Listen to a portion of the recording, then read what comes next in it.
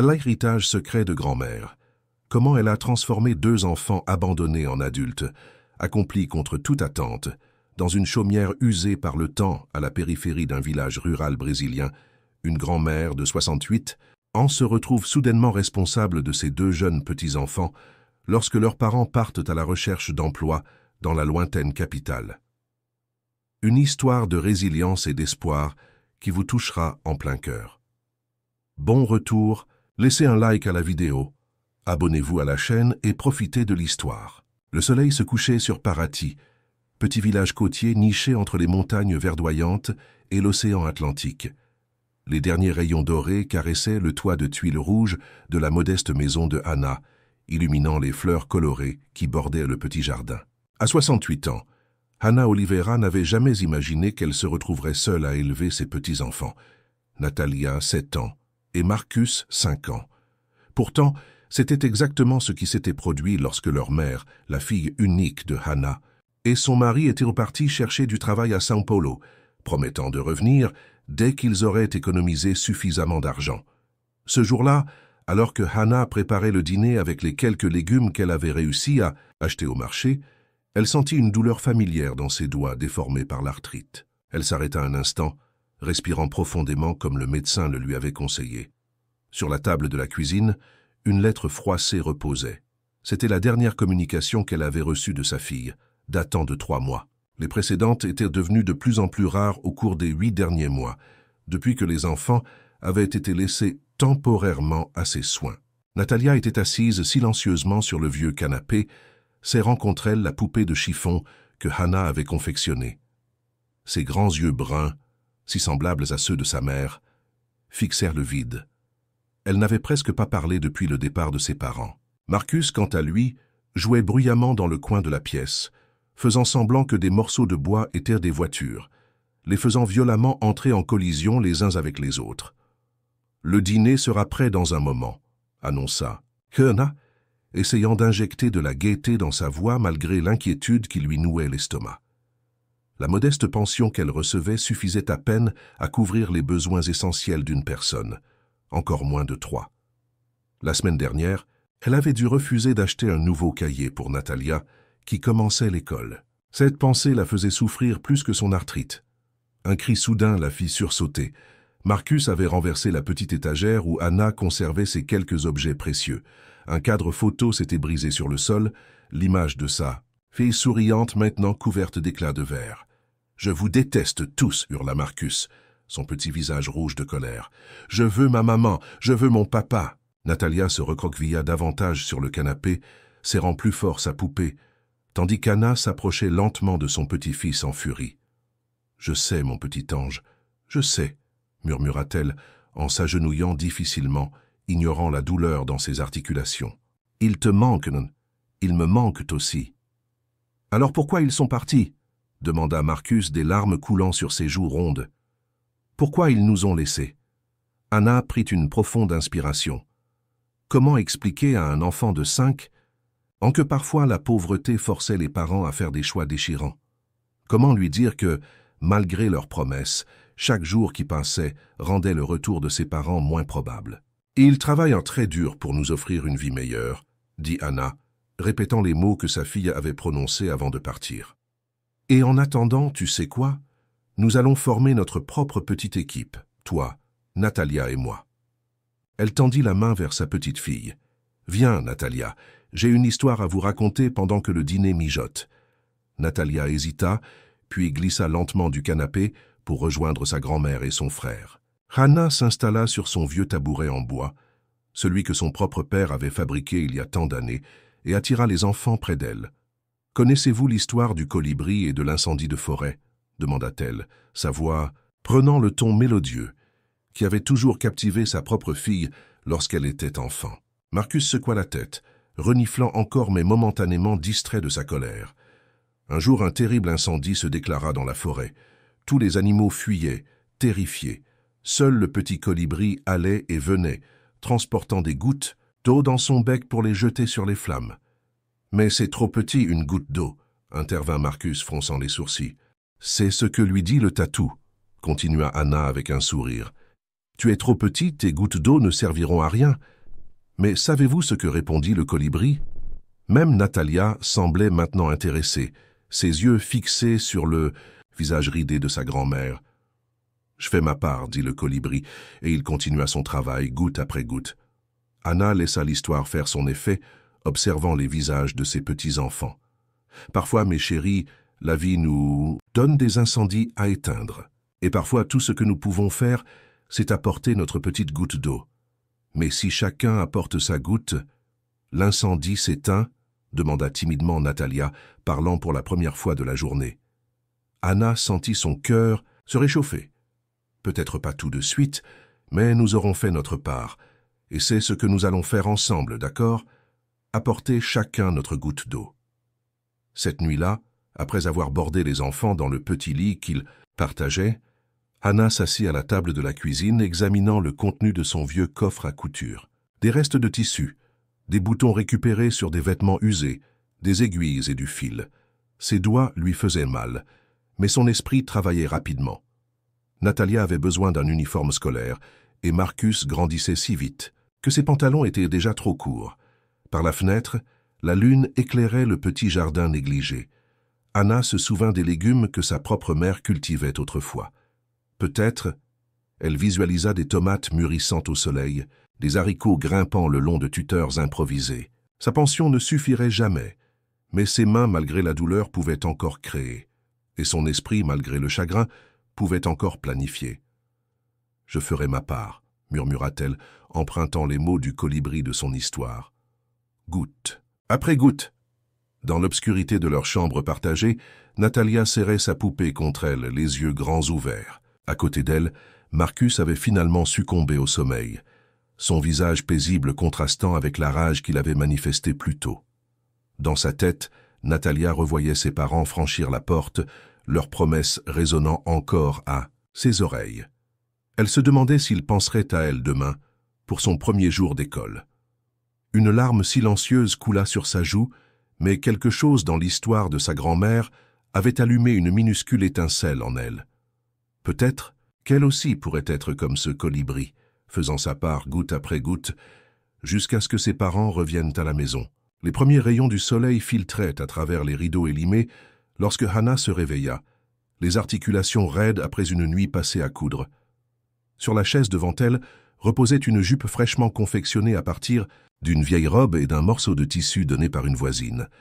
Ce n'était pas parfait, mais cela ferait l'affaire pour le premier jour d'école de Natalia. Le cœur un peu plus léger, elle se dirigea vers la cuisine pour préparer un petit déjeuner simple avec le peu qu'elle avait, du pain rassis transformé en pain perdu grâce à un œuf et une pincée de sucre qu'elle avait économisé pour l'occasion. L'odeur délicieuse commença à remplir la petite maison. « Natalia, Marcus », appela-t-elle doucement en poussant la porte de leur chambre. « C'est l'heure de se lever. » Marcus se réveilla immédiatement, reniflant l'air avec intérêt. Natalia, cependant, resta immobile sous les couvertures, ses yeux grands ouverts, révélant qu'elle était éveillée depuis longtemps. « J'ai quelque chose pour toi, » dit Anna, sortant la jupe fraîchement cousue. « Pour ton premier jour d'école. » Natalia regarda le vêtement sans réaction, puis se leva lentement. Quand elle toucha le tissu, ses doigts s'attardèrent sur les petites broderies que Hannah avait ajoutées le long de l'ourlet, de minuscules colibris en fil coloré. « Pour te rappeler notre histoire, » expliqua Anna, « pour que tu te souviennes que même les plus petites actions comptent. » Pendant un instant, les lèvres de Natalia tremblèrent, comme si elle allait parler ou peut-être pleurer, mais elle se contenta de hocher la tête et de prendre la jupe. Le petit déjeuner fut silencieux, sauf pour Marcus qui demandait constamment quand ses parents reviendraient. Anna répondait patiemment, répétant les mêmes assurances rassurantes, même si le doute grandissait en elle jour après jour. « Aujourd'hui, pendant que vous serez à l'école, je vais commencer à préparer notre jardin, » annonça-t-elle. « Et quand vous rentrerez, vous pourrez m'aider à planter les graines que Donna Teresa m'a données. »« Je ne veux pas aller à l'école, » marmonna Marcus. « Je veux attendre maman et papa. »« L'école est importante, mon chéri, » dit Hannah fermement. « Et tu sais quoi? Quand tes parents reviendront, ils seront si fiers de voir tout ce que tu as appris. » Ce n'était pas grand-chose, mais c'était suffisant pour convaincre Marcus de finir son petit déjeuner sans protester davantage. Natalia, quant à elle, mangeait méthodiquement, son visage ne trahissant aucune émotion. Plus tard, alors, qu'ils marchaient vers l'école du village, Anna tenant fermement la main de chaque enfant, elle remarqua comme Natalia se tenait droite dans sa nouvelle jupe, malgré son silence. Peut-être était-ce un petit signe d'espoir. L'école était un bâtiment simple mais propre, avec des classes ouvertes donnant sur une cour centrale où les enfants jouaient avant le début des cours. Anna sentit Natalia se raidir à côté d'elle à la vue de tant d'enfants inconnus. Madame Oliveira les accueillit l'institutrice, Madame Lucia, une femme d'âge moyen au sourire chaleureux. « Et voici les petits dont vous m'avez parlé. » Elle se pencha vers les enfants. « Bienvenue dans notre école. Vous allez vous faire beaucoup d'amis ici. » Marcus regarda la cour de récréation avec intérêt, mais Natalia resta collée à la jambe de sa grand-mère. « Natalia est un peu timide, » expliqua Anna, passant doucement sa main dans les cheveux de sa petite fille. « Mais elle est très intelligente. Ne vous inquiétez pas, » assura Madame Lucia. « Nous prendrons soin d'eux. » Lorsque vint le moment de partir, Anna s'agenouilla malgré ses articulations douloureuses et prit les deux enfants dans ses bras. « Soyez sages, apprenez beaucoup de choses, et je serai là à la sortie de l'école. » Marcus s'éloigna rapidement, déjà distrait par les jouets dans la salle de classe des plus jeunes. Mais Natalia s'accrocha à Anna, secouant la tête. « Je sais que c'est difficile, » murmura Anna à son oreille. « Mais tu es forte comme le colibri. Tu peux faire ta part. » Enfin, avec une dernière étreinte, Natalia laissa partir sa grand-mère et suivit l'institutrice dans la classe, sa petite silhouette rendue plus droite par la détermination. Sur le chemin du retour, Anna sentit le poids de sa responsabilité plus lourdement que jamais. Ses enfants avaient déjà perdu la présence quotidienne de leurs parents. Elle devait leur offrir la stabilité et l'amour dont ils avaient désespérément besoin, malgré ses propres craintes et limitations. Et elle devait d'une manière ou d'une autre étirer sa maigre pension pour nourrir 3 bouches au lieu d'une. Lorsqu'elle arriva à la maison, elle sortit une vieille lettre de sa poche. La dernière qu'elle avait reçue de sa fille, datée d'il y a 3 mois. « Maman, les choses sont difficiles ici, mais nous trouvons petit à petit notre chemin. Paolo a trouvé un travail dans la construction, et je cherche quelque chose dans le nettoyage. Dès que nous aurons économisé suffisamment, nous reviendrons chercher les enfants. Embrasse-les pour nous, et dis-leur que nous pensons à eux tous les jours. » Anna replia soigneusement la lettre. Elle n'avait pas le cœur de dire aux enfants que le téléphone qu'elle avait appelé la semaine dernière n'était plus en service, ni que les lettres qu'elle avait envoyées à l'adresse indiquée lui étaient revenues avec la mention « destinataire inconnu ». Elle regarda autour d'elle, évaluant les ressources dont elle disposait. Le jardin négligé pourrait produire des légumes dans quelques mois. Ses compétences en couture pourraient peut-être générer un peu de revenus supplémentaires. Et il y avait ces vieilles recettes de sa mère, celles qui transformaient les ingrédients les plus simples en plats nourrissants et savoureux. Ce serait difficile, presque impossible à certains moments. Mais pour Natalia et Marcus, elle trouverait un moyen. Goutte après goutte, jour après jour. Elle s'installa à sa table, sortit un morceau de papier et commença à planifier. D'abord les nécessités immédiates, nourriture, vêtements, fournitures scolaires, puis les projets à plus long terme, le jardin, les possibilités de revenus, les économies pour les imprévus. Pendant qu'elle écrivait, ses articulations lui faisaient mal, mais son esprit était vif et déterminé. Sur le rebord de la fenêtre, un colibri s'arrêta momentanément, ses ailes battant si rapidement qu'elle semblait presque immobile. Anna leva les yeux et sourit. « Toi et moi, » murmura-t-elle à l'oiseau, « nous faisons ce que nous pouvons, avec ce que nous avons. » Le colibri s'envola et Anna retourna à sa planification, prête à commencer cette nouvelle phase de sa vie, une phase qu'elle n'avait jamais anticipée, mais qu'elle aborderait avec toute la force et la sagesse que ces années lui avaient données. Si tu aimes l'histoire, tape 5 dans les commentaires et abonne-toi pour plus de vidéos comme celle-ci. Sinon, tape 0. Cela m'aide à créer un contenu encore meilleur pour toi. On continue. Les semaines se transformèrent en mois, et lentement, un rythme s'installa dans la petite maison de Anna. Chaque matin, elle préparait les enfants pour l'école, leur fournissant des repas simples mais nourrissants et des vêtements propres, souvent raccommodés et modifiés avec ingéniosité. Les après-midi étaient consacrés au jardinage, où les premières pousses vertes avaient commencé à apparaître, promettant des tomates, des haricots et des courges dans les mois à venir. Marcus s'était adapté à l'école plus rapidement que prévu, sa nature sociable l'aidant à se faire des amis, malgré ses accès occasionnels de colère. Natalia, en revanche, restait distante, accomplissant ses tâches scolaires avec diligence, mais parlant rarement, que ce soit à l'école ou à la maison. Un après-midi, alors que Hannah peinait à se relever après avoir travaillé dans le jardin, elle surprit Natalia qui l'observait de la fenêtre de la cuisine. « Viens m'aider, ma chérie », appela Hannah tendant la main. À sa surprise, Natalia sortit immédiatement et prit sa main, l'aidant à se stabiliser. « Ta main est chaude », dit doucement Natalia, touchant les articulations gonflées de sa grand-mère. « C'est mon arthrite », expliqua Hannah. « Parfois, mes articulations me font mal, surtout quand le temps change. » Natalia hocha gravement la tête, puis demanda « Est-ce que c'est parce que tu es vieille ?» Hannah ne put s'empêcher de rire. « Pas seulement à cause de ça, mais oui, vieillir apporte parfois des douleurs. »« Alors pourquoi tu jardines? Ça te fait mal ?» Hannah regarda sa petite fille, réfléchissant soigneusement à sa réponse. « Parce que parfois on doit supporter un peu de douleur pour obtenir quelque chose de beau, comme ces tomates que nous mangerons cet été. » Et puis, elle s'interrompit, cherchant les mots justes. « Je fais ma part, comme le colibri. » Natalia considéra cela, puis demanda « Est-ce que je peux t'aider, pour que tu n'aies pas autant mal ?»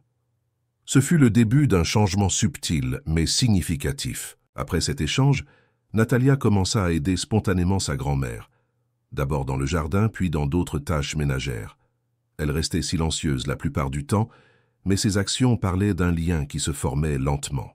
Un soir, alors que Hannah cousait à la lueur d'une lampe, transformant un vieux drap en chemise pour Marcus, Natalia s'assit à côté d'elle et observa intensément. « Est-ce que tu voudrais apprendre ?»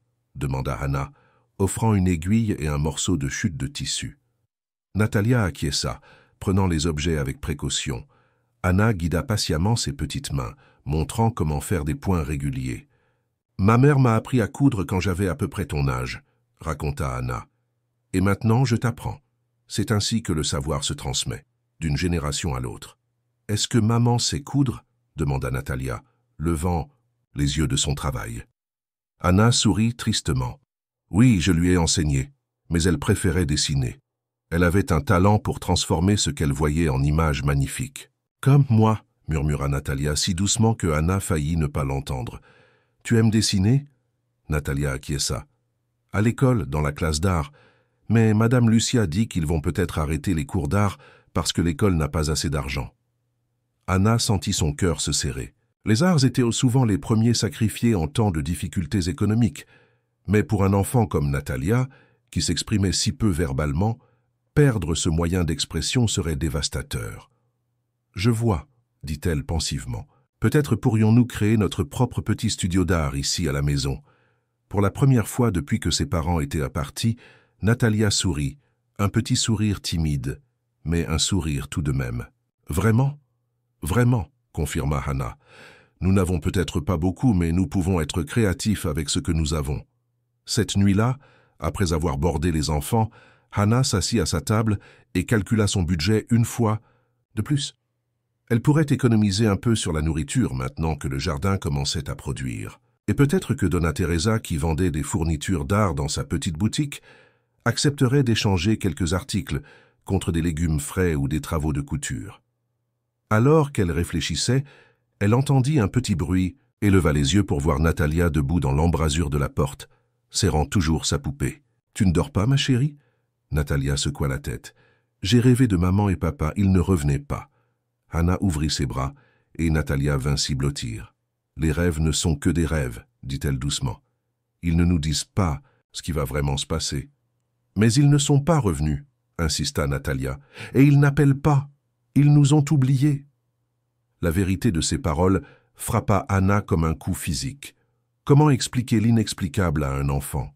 Comment parler d'adultes qui, confrontés à la pauvreté et au désespoir, pouvaient prendre des décisions qu'ils n'auraient jamais imaginées? « Écoute-moi, Natalia, » dit Hannah, prenant le visage de sa petite fille entre ses mains. « Peu importe ce qui se passe, peu importe qui vient ou qui part, je serai toujours là pour toi et Marcus. Nous sommes une famille et nous nous soutenons mutuellement. C'est une promesse que je ne briserai jamais. Même quand tu as mal aux mains?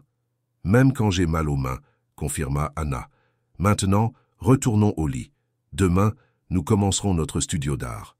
Le lendemain, Anna tint sa promesse. Après l'école, elle emmena les enfants chez Donna Teresa, où elle négocia l'échange de quelques-uns de ses meilleurs travaux de couture contre des crayons, du papier et quelques peintures simples.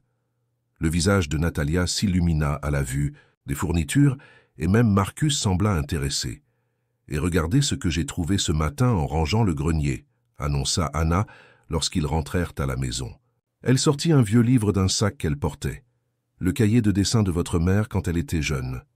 Les enfants se pressèrent pour voir, feuilletant les pages remplies de croquis, des oiseaux, des fleurs, des visages, tous capturés avec un talent naturel. « Elle dessinait bien, » dit Marcus avec admiration.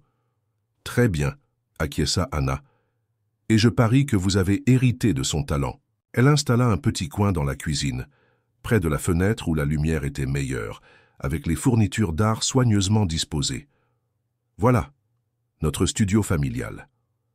Pour la première fois depuis des mois, l'atmosphère dans la petite maison semblait plus légère. Marcus s'attaqua immédiatement aux peintures, créant des éclaboussures colorées qui représentaient vaguement des dinosaures, selon ses explications enthousiastes. Natalia, plus méthodique, commença par dessiner soigneusement les fleurs du jardin, son style rappelant étonnamment celui de sa mère. Anna les observait tout en préparant le dîner, sentant une bulle d'espoir monter en elle. Ses enfants avaient tellement de potentiel, tellement de vie en eux, malgré la perte, qu'ils avaient subi. Sa responsabilité n'était pas seulement de les nourrir et de les loger, mais aussi de nourrir cette étincelle, de leur donner les moyens de devenir tout ce qu'ils pouvaient être. Ce soir-là, alors qu'ils mangeaient le ragoût préparé, avec les premiers légumes du jardin, Marcus demanda « Est-ce que tu vas nous raconter une histoire ce soir, Vovo ?» Anna sourit au surnom affectueux, grand-mère en portugais, qu'il avait commencé à utiliser récemment. « Bien sûr, quelle histoire aimeriez-vous entendre ?»« Une avec des mathématiques, » demanda Marcus, surprenant Anna. « Madame Lucia dit que je suis bon en mathématiques. »« Et toi, Natalia ?»« Une histoire sur une artiste, » dit doucement la fillette. Anna réfléchit un moment, puis ses yeux s'illuminèrent. « J'ai exactement ce qu'il vous faut, l'histoire de Fibonacci et des motifs, cachés dans la nature. » Après le dîner, ils s'installèrent dans le salon, Anna sur son tabouret préféré et les enfants à ses pieds. Elle leur raconta comment le mathématicien italien avait découvert une séquence de nombres qui apparaissait partout dans la nature, dans les spirales des coquillages, l'arrangement des graines de tournesol, les branches des arbres. « Et savez-vous quoi ?» conclut-elle. « Ces mêmes motifs se retrouvent dans l'art depuis des siècles. Les artistes et les mathématiciens voient souvent les mêmes vérités, juste de façon différente. » Marcus semblait fasciné par les nombres, tandis que Natalia écoutait attentivement la partie sur les motifs artistiques. « Demain, » promit Anna, « nous chercherons ces motifs dans notre jardin et vous pourrez les dessiner ou les compter, selon ce que vous préférez. » Cette nuit-là, après avoir bordé les enfants, Anna sentit une douleur différente, celle de la nostalgie. Sa propre fille avait aimé ces mêmes histoires, s'était assise à ses mêmes pieds, avait regardé avec ses mêmes yeux émerveillés. Où était-elle maintenant? Que faisait-elle? Pensait-elle aux enfants qu'elle avait laissés derrière elle? Anna sortit sur le petit porche et regarda les étoiles, cherchant des réponses qu'elle savait ne pas pouvoir trouver. La vérité, qu'elle commençait à accepter à contre-cœur, était que sa fille et son gendre pourraient ne jamais revenir. Et si c'était le cas, ce serait à elle, Hannah, d'élever ses enfants du mieux qu'elle pourrait, avec tout l'amour et la sagesse qu'elle possédait, malgré sa pauvreté et ses limitations physiques. « Donne-moi la force, » murmura-t-elle aux étoiles, « et la santé pour rester avec eux aussi longtemps qu'ils auront besoin de moi. » Un bruit à côté d'elle la fit sursauter. Natalia se tenait là en chemise de nuit, ses grands yeux sérieux fixés sur sa grand-mère. « Tu parles aux étoiles ?» Anna sourit. « En quelque sorte. Parfois, quand on a besoin de force, on la demande là où on peut. » Natalia considéra cela pendant un moment, puis demanda « Est-ce que tu demandes aussi aux étoiles de faire revenir maman et papa ?» Le cœur de Hannah se serra. « Oui, ma chérie, je le demande. » « Mais ils ne reviennent pas, » constata Natalia avec la logique implacable des enfants. Anna attira sa petite fille contre elle. Parfois, les réponses ne viennent pas tout de suite, ou pas de la façon dont nous les attendons. Mais cela ne signifie pas que nous devons arrêter de demander, ou d'espérer. Natalia resta silencieuse un moment, puis dit « Je vais dessiner pour eux, pour qu'ils voient comme je dessine bien quand ils reviendront. » « C'est une excellente idée, approuva Anna, sentant à la fois de la fierté et de la douleur. « Maintenant, retournons nous coucher. Il est tard. » Alors qu'elle rentrait, Natalia prit la main de sa grand-mère. « Je suis contente que tu... sois là, Vovo. » Ces simples mots réchauffèrent Anna plus profondément que n'importe quelle couverture. Les semaines suivantes apportèrent à la fois des défis et des petites victoires. Le jardin de Hannah fleurissait, fournissant des légumes frais qui complétaient leur repas simple. Avec l'aide des enfants, elle avait même commencé à vendre quelques produits excédentaires au marché local, gagnant un peu d'argent supplémentaire qui était immédiatement investi dans les nécessités des enfants.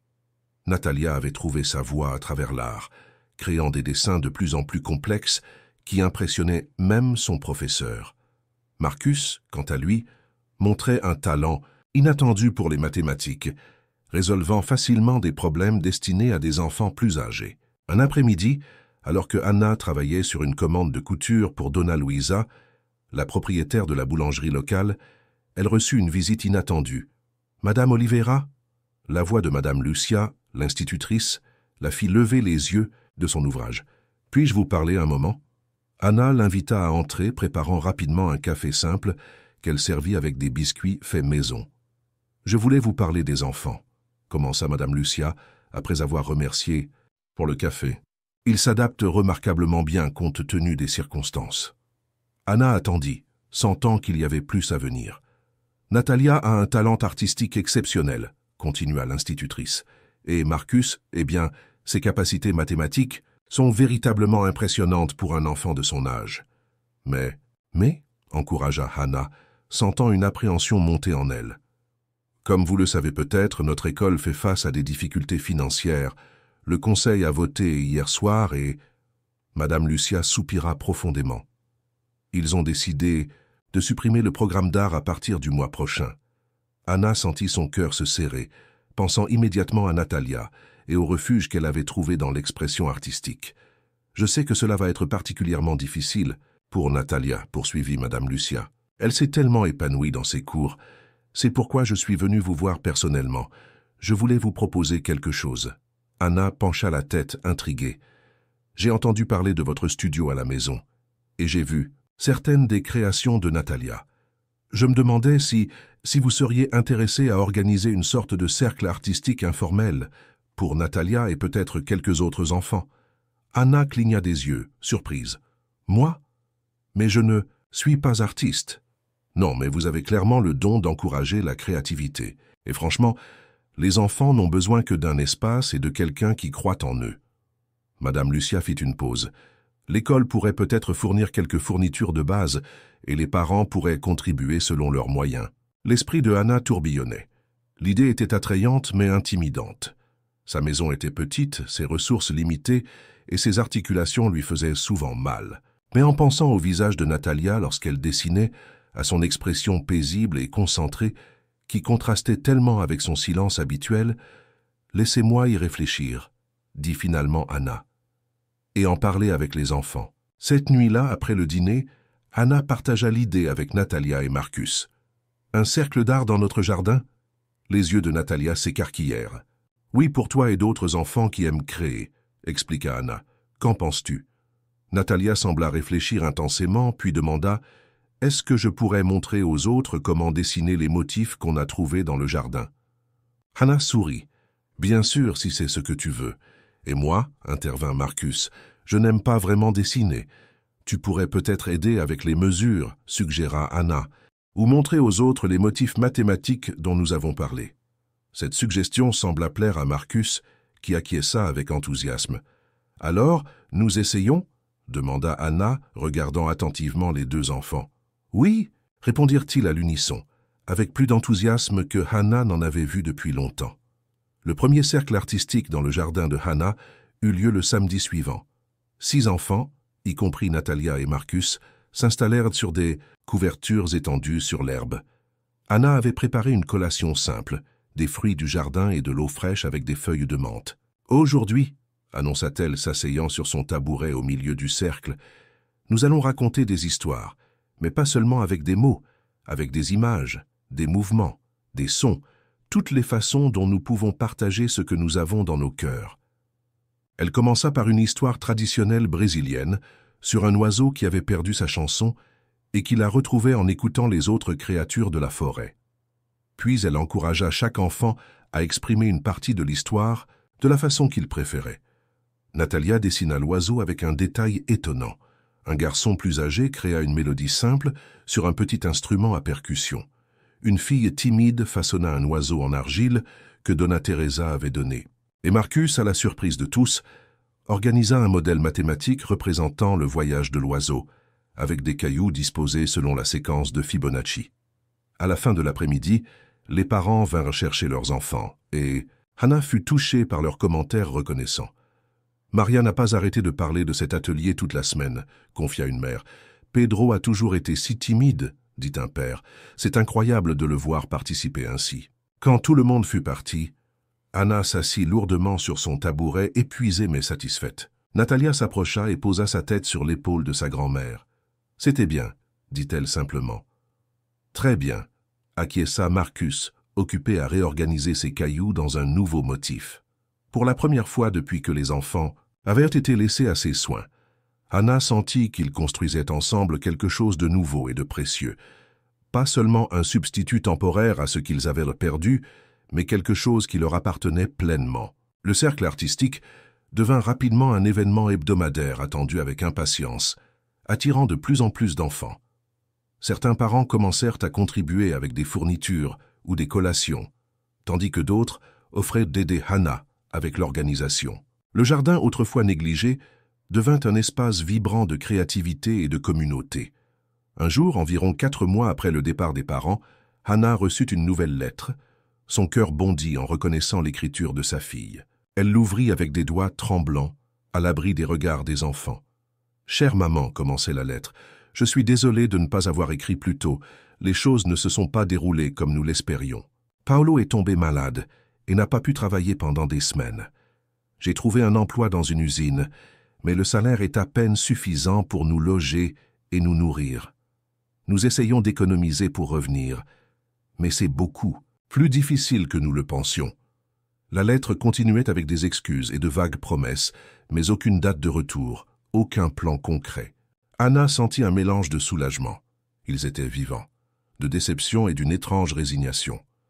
Au fond d'elle-même, elle avait déjà commencé à accepter que les enfants pourraient rester avec elle beaucoup plus longtemps que prévu, peut-être même indéfiniment. Elle replia soigneusement la lettre et la rangea dans sa poche. Ce soir, elle dirait aux enfants que leurs parents avaient écrit qu'ils allèrent bien, mais qu'ils devaient rester dans la grande ville un peu plus longtemps. Elle ne leur montrerait pas la lettre elle-même, avec ses excuses et ses promesses creuses. Ils avaient besoin d'espoir, pas de déception. Cet après-midi-là, alors qu'elle travaillait dans le jardin en attendant le retour des enfants de l'école, Hannah fut surprise de voir Donna Teresa arriver avec une grande boîte dans les bras. « Hannah, j'ai quelque chose pour ton cercle artistique », annonça-t-elle joyeusement. « Des clients ont donné ces vieux tissus et boutons à ma boutique. Je me suis dit qu'ils pourraient être utiles pour tes projets. » Hannah ouvrit la boîte et haleta de surprise. À l'intérieur se trouvaient des morceaux de tissu magnifiques, soie, coton fin et même de la dentelle, ainsi qu'une collection de boutons colorés. « C'est trop généreux, Teresa, » protesta faiblement Hannah. « Pas du tout. Tout le village parle de ton cercle artistique. » Donna Teresa s'assit sur une chaise du jardin, baissant la voix. Ses enfants n'avaient nulle part où exprimer leur créativité après la fermeture du programme d'art. « Ce que tu fais est important, Hannah. » Alors qu'elle parlait, l'esprit de Hannah commença à tourner, imaginant les possibilités offertes par ces nouveaux matériaux. Les enfants pourraient créer des tapisseries, des collages textiles, peut-être même des vêtements simples.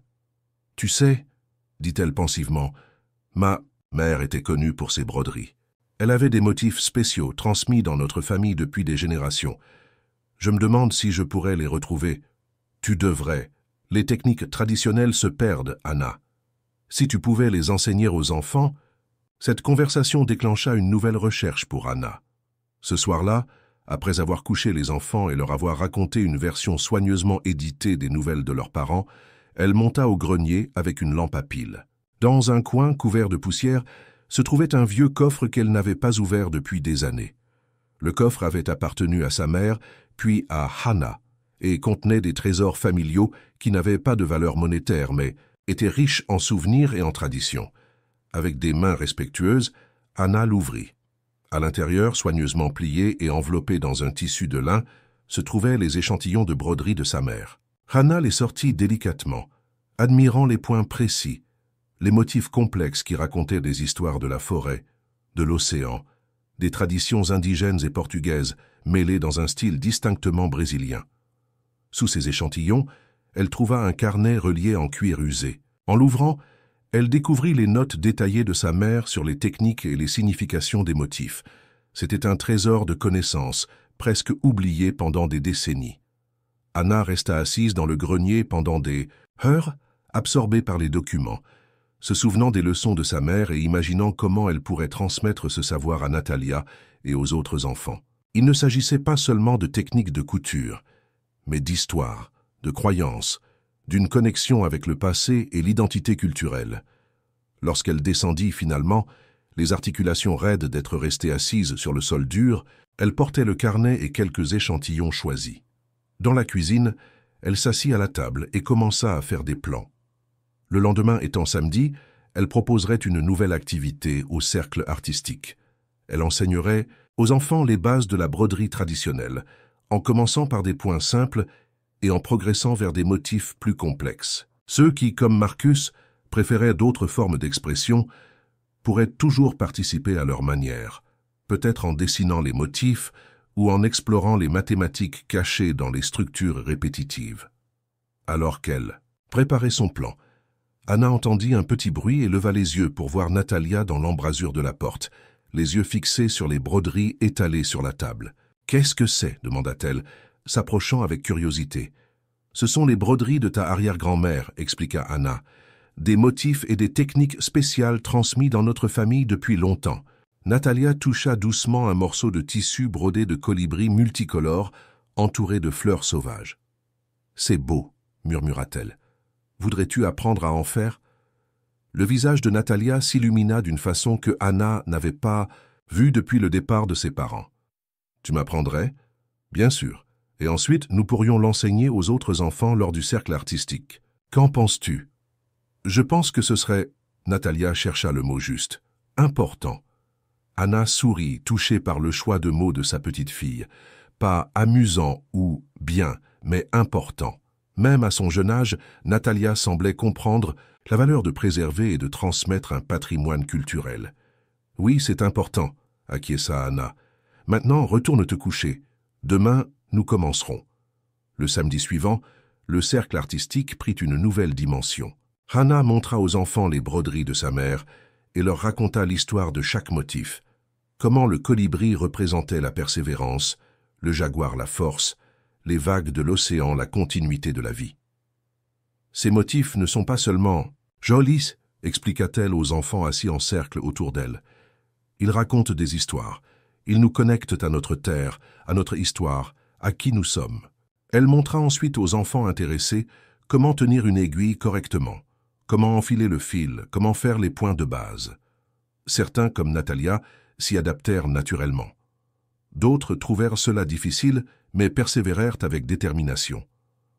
Marcus, comme prévu, montra peu d'intérêt pour la couture elle-même, mais fut fasciné par les modèles et les séquences dans les motifs. « Regarde, Vovo !» s'exclama-t-il, indiquant un motif répétitif sur un des échantillons. « C'est comme la suite de Fibonacci. »« Exactement, » confirma Hannah ravie. Les motifs dans l'art suivent souvent les mêmes règles que celles que nous trouvons dans la nature et les mathématiques.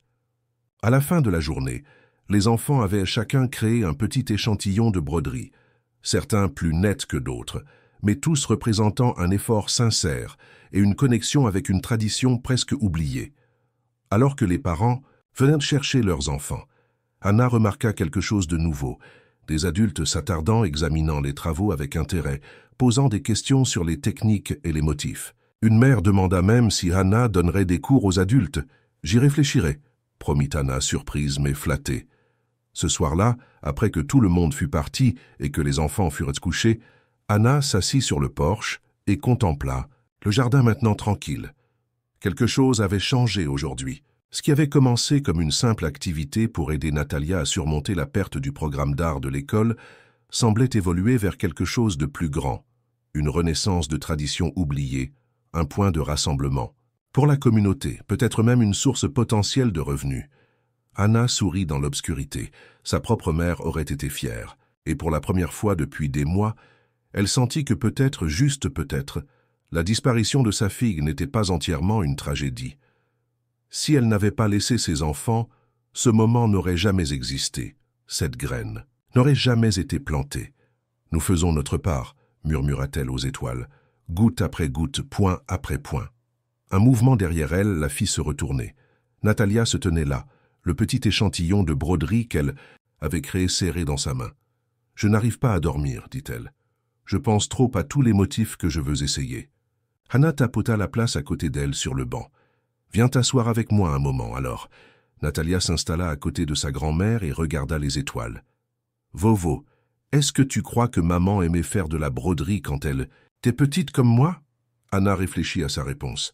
Elle l'a appris comme toi. Mais son vrai amour était le dessin. Chacun trouve sa propre façon de créer, sa propre façon de raconter des histoires. Natalia hocha la tête, puis demanda « Et si j'aimais les deux, le dessin et la broderie ?»« Alors tu serais doublement bénie, » répondit Anna avec un sourire. « Et peut-être que tu pourrais même les combiner d'une nouvelle façon. » Les yeux de Natalia s'élargirent à cette idée. « Je pourrais dessiner des motifs, puis les broder. »« Exactement, » approuva Anna. « C'est ainsi que les traditions restent vivantes, en évoluant, en se mélangeant avec de nouvelles idées. » Cette nuit-là, alors que Natalia retournait finalement se coucher, l'esprit plein de possibilités créatives, Anna resta un moment de plus sous les étoiles. Elle sentait un changement en elle-même également. La charge de responsabilité, qui pesait si lourdement sur ses épaules, quelques mois auparavant semblait maintenant moins écrasante. Elle avait découvert des forces qu'elle ne savait pas posséder, des ressources qu'elle avait oubliées et une communauté prête à la soutenir. Les défis étaient toujours là. L'argent était encore rare, ses articulations lui faisaient toujours mal et l'avenir restait incertain. Mais maintenant, elle faisait face à ces défis non pas avec désespoir, mais avec une détermination tranquille et même un sentiment d'anticipation. Que pourrait apporter demain? Quelles autres découvertes attendaient dans ce voyage inattendu, sur lequel la vie l'avait lancée?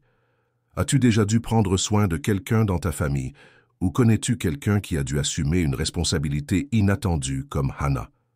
Partage ton expérience dans les commentaires. Les semaines suivantes apportèrent des développements inattendus. Les séances de broderie attirèrent l'attention au-delà du village, en partie grâce à Madame Lucia, qui avait parlé de l'initiative de Anna lors d'une réunion d'enseignants régionales. Un week-end, une jeune femme élégante arriva avec un appareil photo et un carnet. « Bonjour, je suis Ana Cristina du magazine Raiz Brasileira », se présenta-t-elle. « J'écris un article sur les traditions artisanales qui sont préservées dans les petites communautés. J'ai entendu parler de votre cercle artistique et je me demandais si je pourrais observer et peut-être prendre quelques photos. » Anna, surprise mais flattée, accepta. Pendant la séance, Ana Cristina prit des notes diligentes et photographia les enfants travaillant sous la direction patiente de Anna, ainsi que certains des échantillons les plus réussis. « Ces motifs sont extraordinaires », commenta la journaliste, examinant attentivement une pièce que Natalia avait terminée la semaine précédente. Un colibri richement brodé, planant au-dessus d'une fleur tropicale. Ils ont une qualité distinctive que je n'ai vue nulle part ailleurs. « Ce sont les motifs traditionnels de ma famille », expliqua Anna. « Ma mère les a appris de sa mère, qui les avait appris de la sienne. Et maintenant, vous les transmettez à la génération suivante, » observa Ana Cristina, regardant Natalia qui guidait patiemment un enfant plus jeune sur la façon de tenir correctement son aiguille. C'est exactement le genre d'histoire que notre magazine cherche à raconter. Après le départ d'Ana Cristina, Anna n'y pensa plus beaucoup, absorbée par les défis quotidiens de subvenir aux besoins des enfants et de gérer le cercle artistique grandissant. Marcus avait commencé à exceller en mathématiques à l'école, attirant l'attention de ses enseignants par sa capacité à résoudre mentalement des problèmes complexes. Natalia, bien que toujours réservée en classe, s'était épanouie au sein du cercle artistique, assumant naturellement un rôle de jeune enseignante. Un matin, environ 3 semaines après la visite d'Anna Cristina, une lettre arriva pour Anna, portant l'entête du magazine Raíz Brasileiras. À l'intérieur se trouvait une copie de l'article, accompagnée d'une note personnelle de la journaliste. « Chère Madame Oliveira », écrivait Anna Cristina, « je tenais à vous remercier pour votre générosité lors de ma visite. L'article a suscité un intérêt considérable, et notre éditeur souhaiterait discuter avec vous de la possibilité de présenter vos motifs traditionnels dans une exposition spéciale qui se tiendra à Rio de Janeiro le mois prochain. Serait-il possible de vous appeler pour en discuter davantage ?» Anna s'assit lourdement, l'article et la lettre tremblant dans ses mains. Les photographies étaient magnifiques, captant la concentration intense des enfants, la patiente instruction de Anna et la beauté des motifs brodés. Le texte parlait éloquemment de la préservation des traditions culturelles et de l'impact positif que le cercle artistique avait eu sur la communauté. « Qu'est-ce que c'est, Vovo ?» demanda Marcus, entrant dans la cuisine après l'école. « Un article sur notre cercle artistique », répondit Anna encore abasourdie. « Dans un grand magazine. Nous sommes célèbres ?» Les yeux de Marcus s'écarquillèrent. Anna rit. « Pas exactement, mais des gens à Rio s'intéressent à nos broderies. Les broderies de Natalia sont les meilleures, » dit Marcus avec une fierté fraternelle qui réchauffait le cœur de Anna. Il s'était progressivement adapté à leur nouvelle vie, sa colère initiale se transformant en une acceptation résignée, puis plus récemment, en une sorte de contentement. Quand Natalia rentra à son tour, Anna lui montra l'article et lui expliqua l'invitation. « Ils veulent exposer nos broderies à Rio ?» Natalia semblait à la fois excitée et intimidée. « Est-ce qu'on va y aller ?» Anna hésita. Rio était loin. Le voyage serait coûteux, et l'idée de quitter le village, même brièvement, était intimidante. Mais en voyant l'espoir dans les yeux de Natalia, elle ne put se résoudre à dire non immédiatement. « Je ne sais pas encore, » répondit-elle honnêtement. « Je dois en apprendre plus sur l'invitation, mais peut-être pourrions-nous envoyer quelques-uns de nos travaux, même si nous ne pouvons pas y aller nous-mêmes. » La possibilité d'une exposition à Rio changea subtilement la dynamique du cercle artistique. Les enfants travaillèrent avec une concentration renouvelée, comprenant que leur création pourrait être vue par des personnes bien au-delà de leur petit village. Anna introduisit des motifs plus complexes, partageant des techniques que sa mère avait réservées pour les pièces spéciales. Un après-midi, alors que Anna aidait un groupe d'enfants à maîtriser un point particulièrement difficile, elle surprit une conversation entre Natalia et un garçon plus âgé nommé Tiago.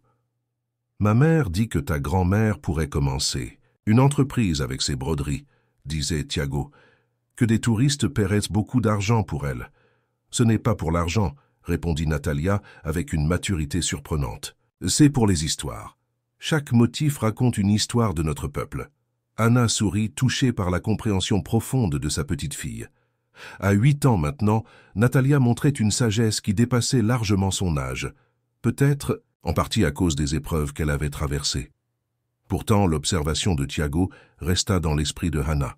Elle n'avait jamais considéré le cercle artistique comme une entreprise potentielle, mais plutôt comme un moyen de préserver des traditions et d'aider les enfants à s'exprimer. Mais si ces broderies avaient une valeur pour les autres, si elles pouvaient générer un revenu qui aiderait à subvenir aux besoins des enfants, ce soir-là, elle discuta de l'idée avec Donna Teresa, qui avait une certaine expérience des affaires grâce à sa boutique. « Tu pourrais commencer petit », conseilla Teresa. « Peut-être quelques pièces à vendre dans ma boutique pour voir s'il y a un intérêt. »« Je ne veux pas commercialiser notre héritage culturel, » hésita Anna. « Ce n'est pas de la commercialisation. »« Si c'est fait avec respect, » raisonna Teresa, « c'est un moyen de partager votre culture, de la garder vivante, et cela pourrait aider financièrement. » Après mûre réflexion, Anna décida de tenter une expérience simple. Elle sélectionna quelques-unes des pièces les plus réussies, y compris 2 créées par Natalia, et les confia à Teresa pour les exposer dans sa boutique, fréquentée par des touristes passant par le village en route vers les plages voisines. À sa grande surprise, toutes les pièces se vendirent en moins d'1 semaine, à des prix qui semblaient extraordinaires à Anna. Teresa revint avec les recettes et d'autres commandes de clients qui avaient vu les pièces mais n'avaient pas pu les acheter avant qu'elles ne soient vendues. « Tu vois ?» dit Teresa triomphalement. « Je t'avais dit qu'il y aurait un marché pour l'artisanat traditionnel authentique. Les touristes en ont assez des souvenirs fabriqués en masse. Ils veulent tout quelque chose de réel, quelque chose avec une histoire. » Anna partagea les nouvelles avec Natalia et Marcus ce soir-là, leur montrant l'argent que leur création avait gagné. « Avec ceci, expliqua-t-elle, nous pouvons acheter plus de fournitures pour le cercle artistique, et peut-être même mettre un peu d'argent de côté pour l'avenir, continua Anna. Observant attentivement les réactions des enfants, Natalia regarda les billets avec une expression pensive.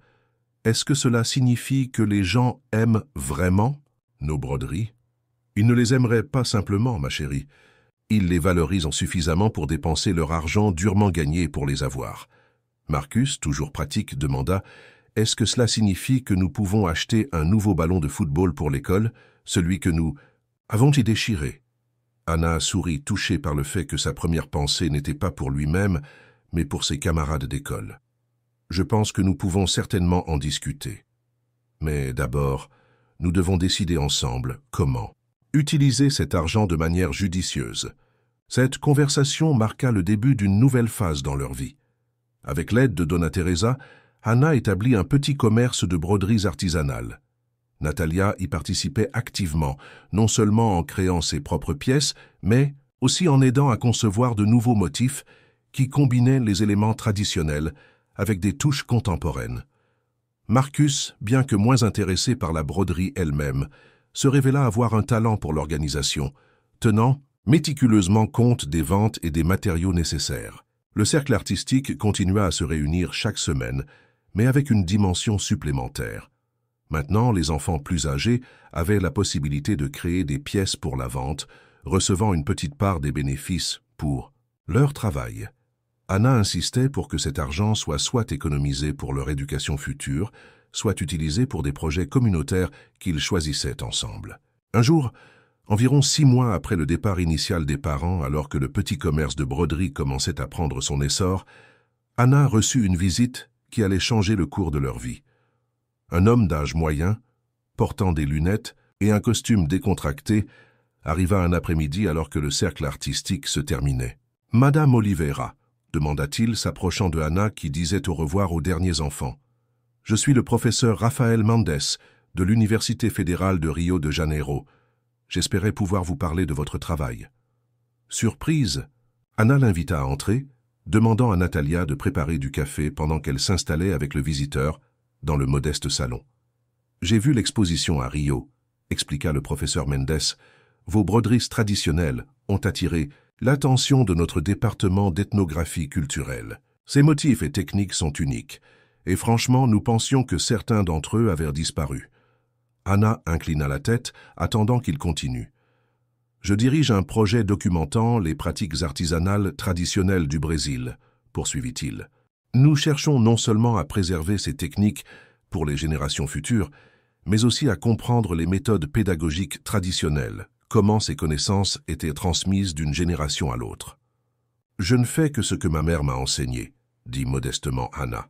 « Et c'est précisément ce qui nous intéresse, » sourit le professeur. « Votre cercle artistique combine des méthodes d'enseignement traditionnelles avec une approche qui engage clairement les jeunes d'aujourd'hui. C'est un équilibre que beaucoup cherchent, mais que peu réussissent à atteindre. » Il sortit un dossier de sa serviette. « Nous aimerions inclure votre travail dans notre étude, avec votre permission. Cela impliquerait de documenter vos méthodes d'enseignement, l'histoire derrière les motifs, peut-être même filmer quelques sessions du cercle artistique. » Anna se sentit à la fois honorée et dépassée.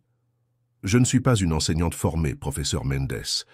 Je partage simplement ce que je sais. »« C'est exactement ce qui fait la valeur de votre approche, » insista-t-il. « L'éducation formelle a beaucoup à apprendre des méthodes de transmission traditionnelles.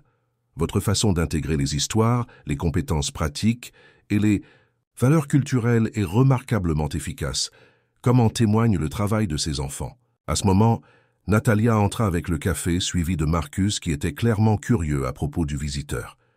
Le professeur les salua chaleureusement, posant des questions sur leur expérience dans le cercle artistique. À la surprise de Hannah, Natalia, généralement si réservée avec les étrangers, s'anima en expliquant comment elle combinait les techniques de broderie traditionnelles avec ses propres dessins. Marcus, de son côté, décrivit fièrement comment il avait aidé à organiser la vente des broderies. « Impressionnant », murmura le professeur Mendes, prenant des notes. Puis, se tournant vers Hannah, il posa la question qui allait changer leur trajectoire.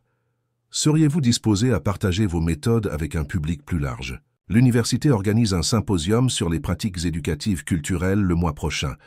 Nous serions honorés si vous acceptiez de faire une présentation. » Hannah était abasourdie. Elle, une simple grand-mère de village, avec une éducation formelle limitée, invitée à parler dans une université prestigieuse. « Je ne suis pas habituée à parler en public, » balbutia-t-elle. « Vous n'auriez qu'à faire ce que vous faites ici, » la rassura-t-il. « Racontez des histoires, montrez des techniques.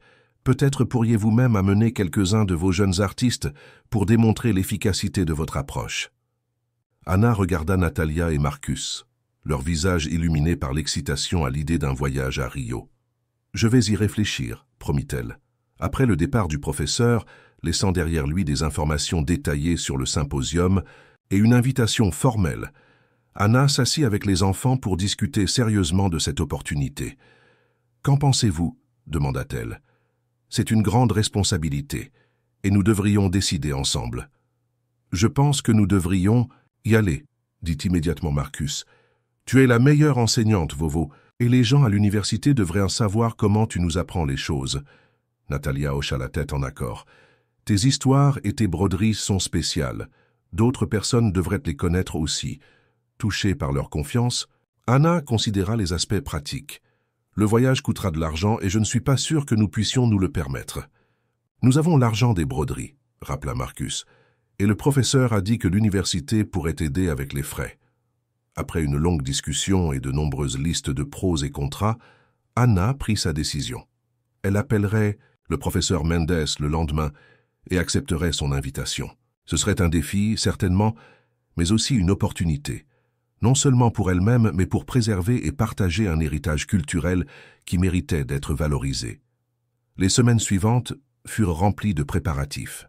Hannah sélectionna soigneusement les pièces à présenter, travailla avec Natalia pour créer un nouveau motif, spécialement pour l'occasion, et répéta les histoires qu'elle partagerait. Marcus, pendant ce temps, s'était assigné la tâche d'aider sa grand-mère à organiser ses présentations, créant des diagrammes simples pour illustrer comment différents motifs correspondaient à différentes histoires et traditions. Alors, que la date approchait, une nouvelle préoccupation surgit. Depuis 2 semaines, Hannah avait remarqué une douleur inhabituelle dans sa poitrine, parfois accompagnée d'essoufflements. Elle l'avait ignorée, l'attribuant au stress des préparatifs. Mais un matin, alors qu'elle travaillait dans le jardin, la douleur devint si intense qu'elle dut s'asseoir, incapable de se relever pendant plusieurs minutes. Natalia la trouva ainsi, pâle et haletante. « Vovo ?» La voix de la fillette tremblait d'inquiétude. « Qu'est-ce qui ne va pas ?»« Juste un peu fatiguée, ma chérie », tenta de rassurer Hannah.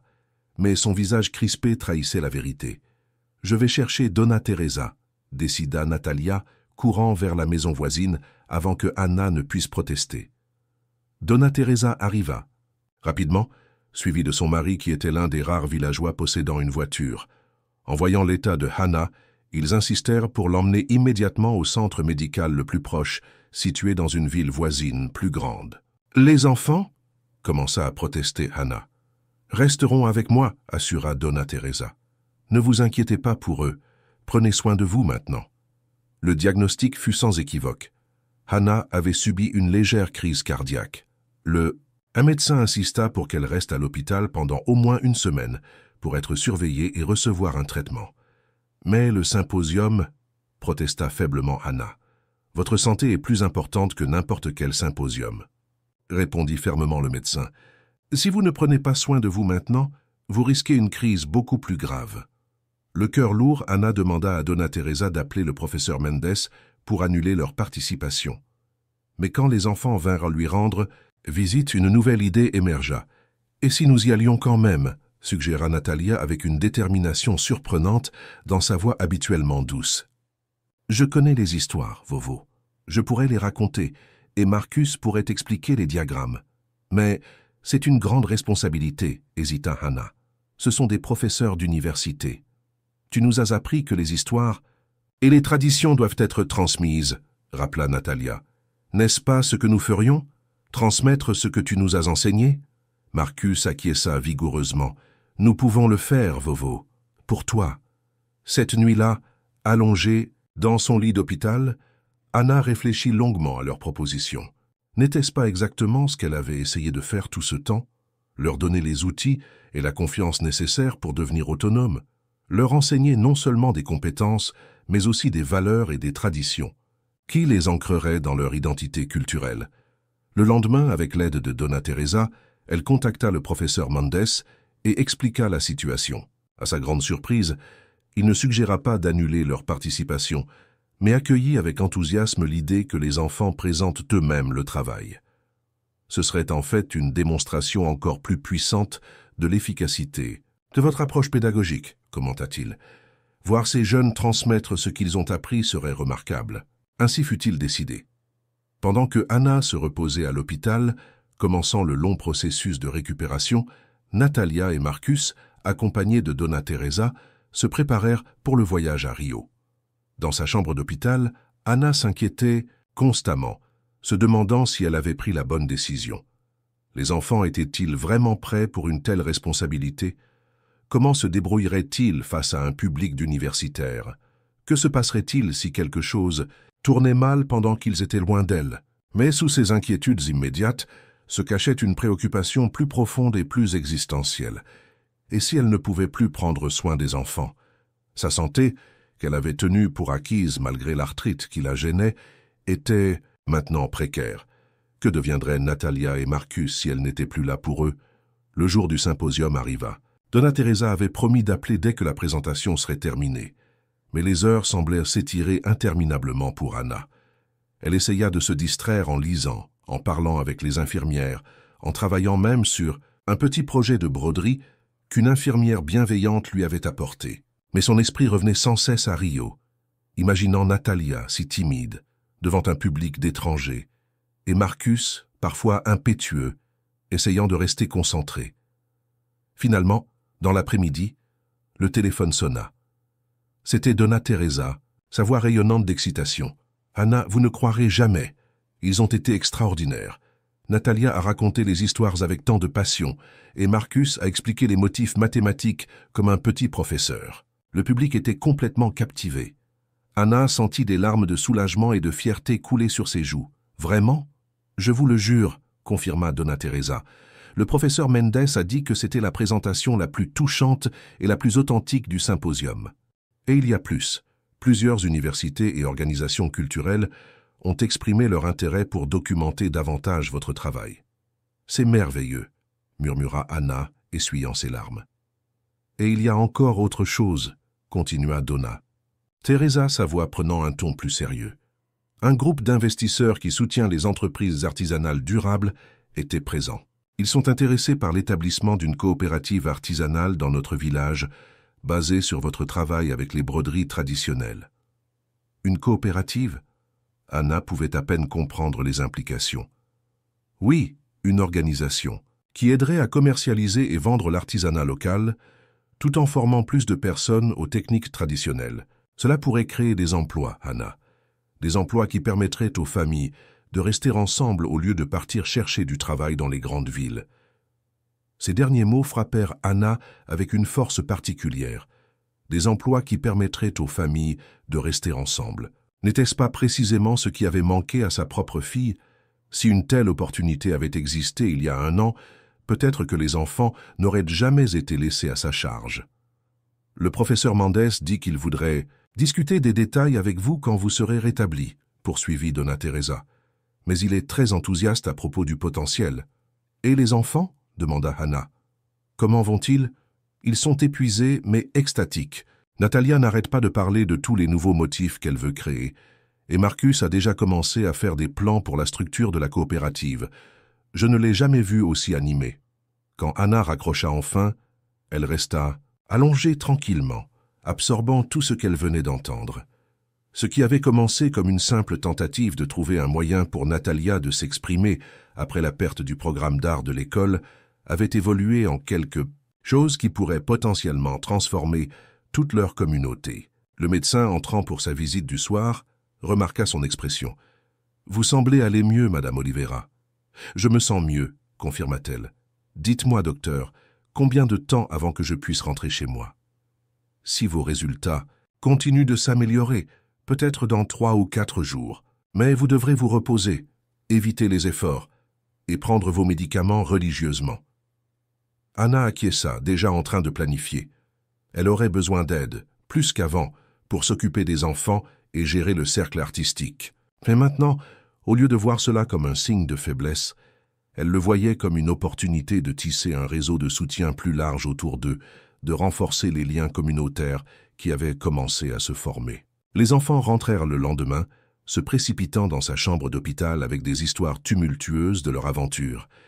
Natalia avait perdu une grande partie de sa timidité habituelle, décrivant avec animation les questions que les universitaires lui avaient posées et comment elle avait expliqué les significations des motifs. Et à la fin, une dame a dit qu'elle voulait venir à notre village pour apprendre la broderie, conclut-elle, les yeux brillants. Marcus, pendant ce temps, parlait rapidement de l'idée de la coopérative. Ils ont dit que cela pourrait aider beaucoup de familles, Vovo, comme celle de Thiago dont le père parle de partir pour São Paulo pour trouver du travail. Hannah écoutait, émerveillée par leur croissance, par la confiance et la vision qu'ils montraient. Étaient-ce les mêmes enfants effrayés et silencieux qui avaient été laissés à sa porte il y a un peu plus d'1 an? Je suis si fière. Qu'à de vous deux, dit-elle finalement, les larmes aux yeux. Vous avez fait quelque chose d'important, non seulement pour nous, mais pour toute notre communauté. C'est grâce à toi, Vovo, répondit doucement Natalia. Tu nous as appris les histoires et les motifs. Et comment faire des calculs et des plans, ajouta Marcus. Nous avons tous fait notre part, sourit Anna, rappelant l'histoire du colibri qu'elle leur avait raconté ce premier soir, qui semblait maintenant si lointain. Goutte après goutte, un mouvement à la porte attira son attention. Le professeur, Mendes, se tenait là, un dossier à la main et un sourire chaleureux sur son visage. « J'espère que je ne dérange pas, dit-il. Mais j'ai pensé que vous aimeriez voir ceci. » Il entra et ouvrit le dossier pour révéler une série de photographies de la présentation des enfants. Sur l'une d'elles, Natalia était debout devant un tableau tenant l'une des broderies traditionnelles de Anna, son visage animé alors qu'elle racontait manifestement l'une des histoires. Une autre montrait Marcus, indiquant un diagramme qui illustrait les séquences mathématiques dans les motifs. « Ils ont été vraiment exceptionnels, » commenta le professeur. Mais ce n'est pas surprenant, étant donné l'enseignement qu'ils ont reçu. Il s'assit au bord du lit d'hôpital, son expression devenant plus sérieuse. « Madame Oliveira, ce que vous avez créé va bien au-delà d'un simple cercle artistique. Vous avez développé un modèle pédagogique qui intègre l'identité culturelle, les compétences pratiques et des valeurs profondes. C'est exactement le type d'approche que de nombreux éducateurs recherchent. » Anna le regarda avec surprise. « Je n'ai fait que partager ce que je savais, de la façon dont ma mère me l'a enseigné. Et c'est précisément ce qui le rend si précieux, insista-t-il. Les méthodes d'enseignement traditionnelles contiennent souvent une sagesse que l'éducation formelle a perdue. Notre université aimerait documenter votre approche plus en détail, avec votre permission. Nous pensons qu'elle pourrait servir de modèle pour d'autres communautés cherchant à préserver leur patrimoine culturel tout en préparant leurs enfants pour l'avenir. » À cet instant, une émotion profonde submergea Anna. Elle qui s'était sentie si impuissante face à l'abandon de ses petits-enfants, si limitée par sa pauvreté et ses problèmes de santé, découvrait maintenant que les simples gestes d'amour et de persévérance qu'elle avait posés, jour après jour, avaient une valeur bien au-delà de ce qu'elle aurait pu imaginer. « Je serais honorée, » murmura-t-elle. Lorsque Anna fut finalement autorisée à rentrer chez elle, une semaine plus tard, elle fut accueillie par une surprise. Le jardin, autrefois simple espace pour les réunions du cercle artistique, avait été transformé. Des bancs en bois rustique étaient disposés en cercle, un petit auvent avait été construit pour offrir de l'ombre, et un panneau peint à la main annonçait « Circulo de arte et tradição da vovó Hannah », le cercle d'art et de tradition de grand-mère Hannah.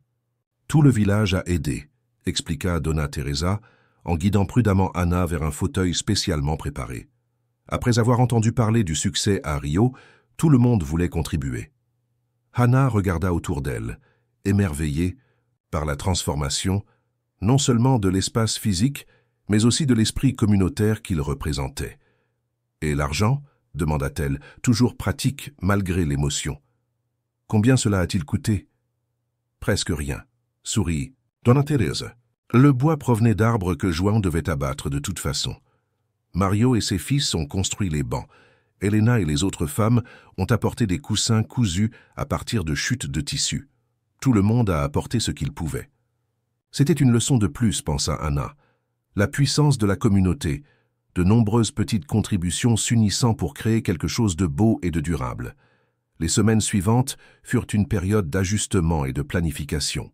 Suivant les ordres stricts du médecin, Anna délégua de nombreuses tâches quotidiennes. Natalia assuma naturellement le rôle de principale enseignante lors des séances du cercle artistique, tandis que Marcus gérait les aspects organisationnels avec une efficacité surprenante pour un enfant de 6 ans. Des représentants de l'université et du groupe d'investisseurs vinrent discuter des détails de la coopérative proposée. Au lieu d'une exploitation commerciale de leur artisanat, comme Hannah l'avait initialement craint, le plan prévoyait une organisation appartenant à la communauté, où les artisans locaux recevraient une formation, un soutien et un accès au marché, tout en préservant le contrôle créatif et une part équitable des bénéfices. L'idée, expliqua l'un des représentants, est de créer un modèle durable qui puisse être reproduit dans d'autres communautés rurales. Un modèle qui permet aux gens de gagner leur vie en préservant et en célébrant leur patrimoine culturel, plutôt qu'en l'abandonnant pour des emplois dans les villes. Alors que les plans pour la coopérative se concrétisaient, une autre surprise attendait Hannah. Un après-midi, alors qu'elle supervisait tranquillement le cercle artistique depuis son fauteuil, une voiture inconnue s'arrêta devant la maison. Une jeune femme en descendit, l'air hésitante et nerveuse. Hannah plissa les yeux, n'en croyant pas sa vue. « Maria » appela-t-elle, sa voix tremblante. La femme se précipita vers elle. « Maman » sanglota-t-elle en tombant à genoux devant le fauteuil de Hannah. « Je suis tellement désolée. » C'était sa fille, la mère de Natalia et Marcus, de retour après plus d'1 an d'absence. Les enfants qui travaillaient de l'autre côté du jardin levèrent les yeux au son de sa voix. Il y eut un moment de choc, puis de reconnaissance, puis une explosion d'émotions complexes. Marcus courut immédiatement vers sa mère, se jetant dans ses bras avec des sanglots de joie. Natalia, cependant, resta où elle était, son expression mêlant l'incrédulité, la méfiance et un désir évident qui brisait le cœur. « J'ai vu l'article », expliqua Maria entre ses larmes, tenant Marcus serré contre elle, tout en tendant une main vers Natalia qui ne s'approchait toujours pas. « Sur le cercle artistique, sur ce que vous faisiez ici. Je ne pouvais pas croire que c'était vous, que c'était de mes enfants. »« Où est Paolo ?» demanda doucement Anna, se référant au père des enfants. Le visage de Maria s'assombrit. « Nous ne sommes plus ensemble. Les choses se sont effondrées peu après notre arrivée à São Paulo. Le travail qu'il avait espéré n'a jamais vraiment abouti, et puis... » Elle secoua la tête comme pour chasser les souvenirs douloureux. « Je suis restée, essayant de gagner assez pour revenir chercher les enfants. Mais chaque mois, c'était juste assez pour survivre, jamais assez pour économiser. J'avais tellement honte de ne pas pouvoir tenir ma promesse. » Sa voix se brisa. « Et maintenant ?» demanda Anna, son cœur partagé entre la joie de revoir sa fille et l'inquiétude pour la stabilité que les enfants avaient finalement trouvée. « Je veux rentrer à la maison, » dit simplement Maria. « Si vous voulez encore de moi, si les enfants veulent encore de moi. » Marcus, toujours accroché à sa mère, hocha vigoureusement la tête. Natalia, qui s'était lentement approchée, restait silencieuse, ses yeux fixés sur sa mère avec une intensité troublante. « Tu nous as laissés, » dit-elle finalement, sa petite voix remarquablement ferme. « Tu as dit que tu reviendrais vite. Mais tu n'es pas revenu. » Maria baissa la tête, acceptant la vérité de l'accusation. « Je sais, ma chérie, et je suis plus désolée que tu ne pourras jamais le comprendre. »« J'ai eu peur, » continua Natalia. « J'ai pleuré toutes les nuits, pendant longtemps. Mais Vovo nous a raconté des histoires et nous a appris à faire notre part. » Maria regarda sa mère avec une question dans les yeux. « Le colibri », expliqua doucement Anna, l'histoire du colibri qui apporte sa goutte d'eau pour éteindre l'incendie de forêt. Un éclair de reconnaissance passa sur le visage de Maria. « L'histoire que tu me racontais quand j'étais petite. »« La même, » confirma Anna, puis se tournant vers Natalia. « Ta mère connaît aussi nos histoires. Elle fait partie de notre tradition, de notre héritage. » Ce fut peut-être cette connexion partagée, cette continuité à travers les générations qui atteignit finalement Natalia. Lentement, elle s'avança et permit à sa mère de l'étreindre, d'abord rigide, puis peu à peu se fondant dans l'embrassade avec un petit sanglot. Cette nuit-là, après que les enfants furent enfin endormis, épuisés par les émotions de la journée, Anna et sa fille s'assirent sur le porche, parlant doucement sous les étoiles. « Je ne sais pas comment vous remercier, » dit Maria, les yeux fixés sur les lumières lointaines du village. « Pour avoir pris soin d'eux, pour leur avoir donné tellement plus que je ne pouvais leur offrir. Ils sont ma chair et mon sang. » Répondit simplement Anna, tout comme toi. Un silence s'installa entre elles, confortable malgré les nombreuses questions non posées et les émotions non exprimées. « J'ai entendu parler de la coopérative, » dit finalement Maria. « C'est incroyable ce que tu as créé ici. » « Ce n'était pas seulement moi, » corrigea Anna. « C'était les enfants, la communauté, même toi. »« Moi ?» Maria semblait surprise. « Oui, toi, si tu n'étais pas partie. » Anna hésita, pesant ses mots. « Je ne dis pas que c'était une bonne chose que tu sois partie. Les enfants ont souffert. Et toi aussi. Mais parfois, de la douleur peut naître quelque chose d'inattendu et de précieux. Si vous étiez resté, je n'aurais jamais redécouvert les motifs de ma mère, jamais commencé le cercle artistique, jamais vu la force et la résilience en moi-même et dans les enfants. » Dans le silence apaisant d'une nuit tropicale, alors que les étoiles brillaient intensément au-dessus du village, Anna et Maria restèrent assises côte à côte sur le porche, laissant leur cœur parler ce que les mots ne pouvaient exprimer. Leurs regards se mêlaient entre reconnaissance et douleur, une douleur adoucie par l'espoir d'un renouveau. Le vent frais caressait doucement leur visage, comme pour effacer le temps perdu, et dans l'air résonnait encore l'écho de l'histoire du colibri qui, goutte après goutte, avait éteint le feu d'un désespoir immense. Au matin, le soleil se leva sur un village transformé. Le petit jardin devant la chaumière de Anna, jadis négligé, était désormais un vibrant patchwork de couleurs et de vie. Des rangées de légumes et d'herbes aromatiques se mélangeaient aux fleurs, savamment entretenues par toute la communauté. Le circulo de arte et tradição da vovó Anna était prêt à accueillir une nouvelle journée, et chaque enfant qui se présentait aux ateliers portait en lui l'espoir d'un avenir meilleur. Natalia, avec sa timidité désormais adoucie, par la confiance acquise en transmettant les traditions familiales, guidait un groupe d'enfants curieux à travers le jardin. Elle expliquait comment chaque fleur et chaque feuille racontait une histoire, un récit qui remontait aux ancêtres, où l'art et la nature s'unissaient pour former un langage universel. Elle montrait fièrement ses propres créations, des motifs qu'elle avait conçus en combinant le dessin et la broderie, et les enfants, fascinés, essayaient de reproduire ces gestes minutieux. Leur créativité semblait inépuisable, et dans leurs yeux brillait la lumière de la transmission d'un savoir précieux. Marcus, quant à lui, était devenu l'organisateur du cercle. Avec une maturité étonnante, il distribuait le matériel, dressait de petits tableaux explicatifs et aidait les plus jeunes à comprendre les suites mathématiques qui se cachaient derrière les motifs artistiques.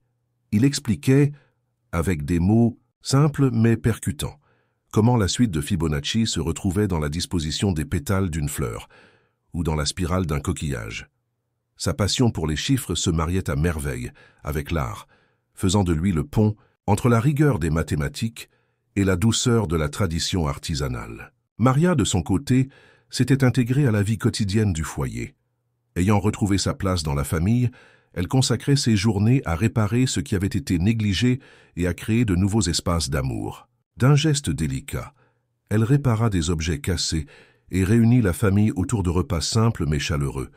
Son retour avait apporté une complexité d'émotions, mais surtout la possibilité d'une réconciliation sincère, où la douleur du passé se transformait en une force pour construire un avenir ensemble. Elle passait des heures avec Natalia, à écouter les récits de sa mère, à apprendre elle-même quelques techniques de broderie pour mieux comprendre l'héritage, transmis depuis des générations. Petit à petit, elle retrouvait la joie d'être mère et épouse, et les blessures du passé semblaient s'adoucir.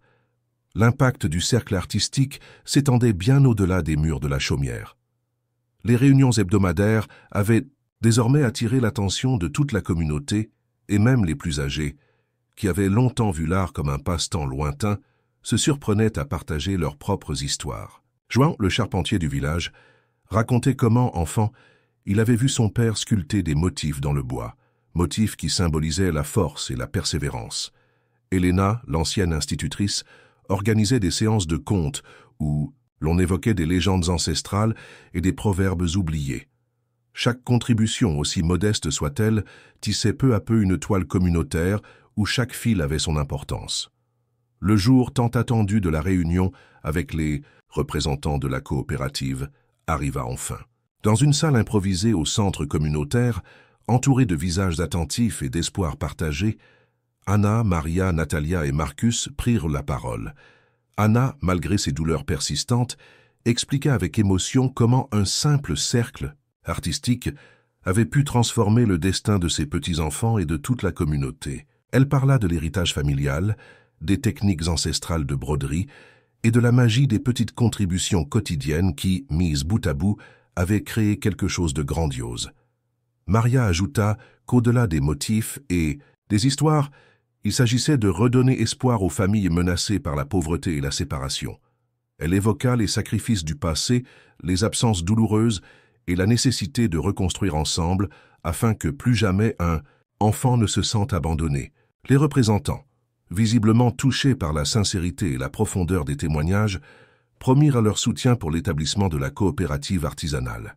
Ils présentèrent des plans pour créer des ateliers de formation, un espace d'exposition permanent et un réseau de distribution pour permettre aux œuvres du village de voyager jusque dans les grandes villes, voire à l'international.